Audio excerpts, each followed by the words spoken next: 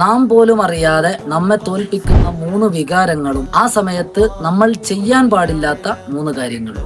ഒന്ന്, അമിതമായ സന്തോഷം.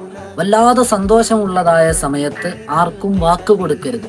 ആഹാ, ഞാൻ എന്തും ചെയ്തു തരാം എന്ന രൂപത്തിൽ പലതും ഏറ്റെടുക്കും. പക്ഷെ ആ സന്തോഷം അങ്ങ് അവസാനിച്ചാൽ അത് വീട്ടാൻ നമുക്ക് കഴിഞ്ഞുകൊള്ളണമെന്നില്ല. രണ്ടാമത്തത്, വളരെ ദേഷ്യപ്പെട്ടിരിക്കുന്ന സമയത്ത് നമ്മൾ മറുപടി കൊടുക്കരുത്.